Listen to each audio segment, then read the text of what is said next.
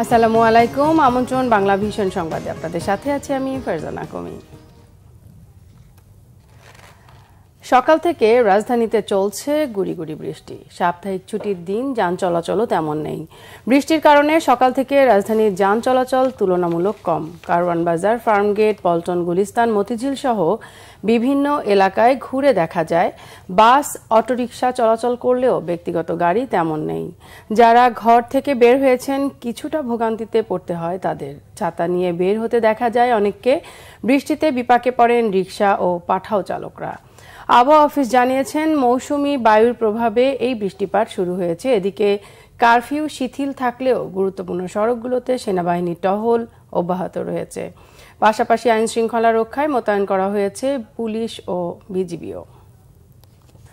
কোটা আন্দোলনের সহিংসতায় একমাত্র উপার্জনক্ষম মানুষটিকে হারিয়ে দিশেহারা পঞ্চগড়ে আবু সাঈদের পরিবার। তার মৃত্যুতে এলাকা জুড়ে শোকের ছায়া নেমে আসে। জীর্ণশীর্ণ মাটির ঘরে থাকে সাঈদের পরিবার। ব্যাংকে ঋণের বোঝা রেখে গেছেন সাঈদ। সুদে আসলে এখন বেড়ে দাঁড়িয়েছে প্রায় 3 গুণ। সেই ঋণ কিভাবে শোধ হবে আর সংসার চলবে কিভাবে, সেই দুশ্চিন্তায় অস্থির শোকাহত পরিবারটি। পঞ্চগড় প্রতিনিধি মোশাররফ হোসেনের তথ্য ও ছবিতে রিপোর্ট। কোটা আন্দোলনে প্রাণ গেল নিরপরাধ ও নিরীহ মুদি দোকানদার আবু সাঈদের। 19 জুলাই সংঘর্ষের সময় ঢাকার মোহাম্মদপুরের বরসিলা এলাকায় মাথায় গুলিবিদ্ধ হয়ে মারা যান তিনি। সাঈদের বাড়ি পঞ্চগড়ের বোদা উপজেলার মারিয়া ইউনিয়নের প্রধানহাট এলাকায়। সাঈদের মৃত্যুতে পরিবারে এখন শুধুই আহাজারি। দরিদ্র পরিবারটির সম্পদ বলতে ভিটেমাটির 15 শতক জমি। কৃষি ব্যাংক থেকে 45,000 টাকা ঋণ নিয়ে মুদি দোকান শুরু করেছিলেন সাঈদ। এখন সুদে আসলে ঋণের পরিমাণ প্রায় 1,20,000।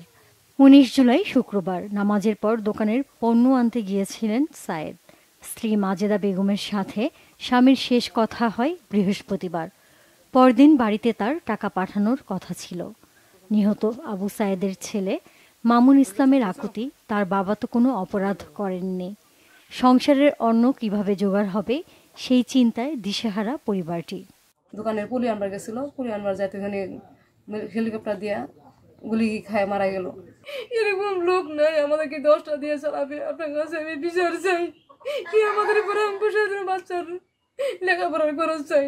আমার আব্বা যে গুলি খেয়ে মারা গেল শুক্রবার দিন দুপুরে পরে, যে নামাজের পরে গুলি খেয়ে মারা গেলো, এটি সরকার কাছে আবেদন যে আমার এটা বিচার চাই আমরা। আবু সাঈদ খুব সহজ সরল ছেলে ছিল। সে কারোর সঙ্গে ঝগড়াঝাটি বা কোনো দলের সঙ্গে সে সম্পৃক্ত না। স্থানীয় জনপ্রতিনিধি বলেন, আবু সাঈদ সংসারের সব খরচ চালাতেন। সে অত্যন্ত দরিদ্র ও খুব ভালো মানুষ ছিলেন বলেও জানান তিনি। উনি লোক অত্যন্ত ভালো ছিল, তার ছেলে মেয়ে আছে। এই তার রোজগারের পয়সা দিয়ে তার সন্তান ছেলে লেখাপড়া শিখছে, তার ভরণ পোশাক খাওয়া দাওয়া সাহেদ আলীরই সম্পন্ন করে। আবু সাঈদের হত্যার বিচার দাবি করেছেন তার পরিবার সহ এলাকাবাসী। Bangla vision news desk. Quota সংস্কার আন্দোলনকে ঘিরে চলমান পরিস্থিতিতে পর্যটক না থাকায় 2 সপ্তাহে 150 কোটি টাকার বেশি ক্ষতি হয়েছে কক্সবাজারের পর্যটন খাতের। ব্যবসা না থাকায় চরম উদ্বেগে ব্যবসায়ীরা।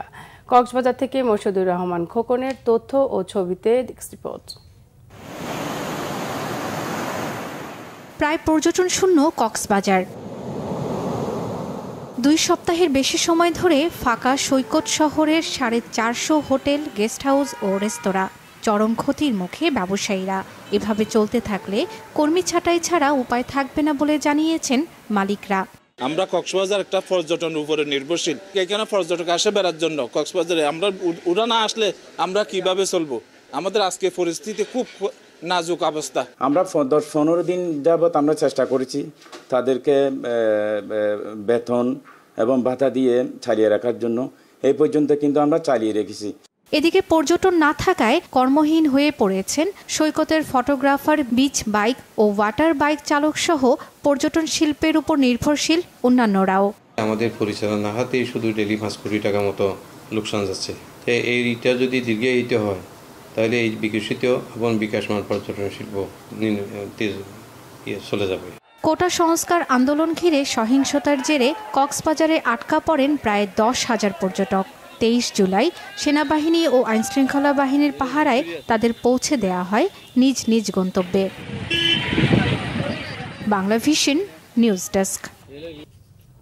এই ছিল এখনকার মতো। পরের সংবাদ বেলা 12টায় দেখার আমন্ত্রণ রইল। এছাড়া বাংলা ভিশন সংবাদ ও সংবাদ সংশ্লিষ্ট অনুষ্ঠান দেখতে ভিজিট করুন www.bvnews24.com ও facebook.com/banglavisionnews এবং সাবস্ক্রাইব করুন youtube.com/banglavisionnews। এতক্ষণ সাথে থাকার জন্য ধন্যবাদ সবাইকে।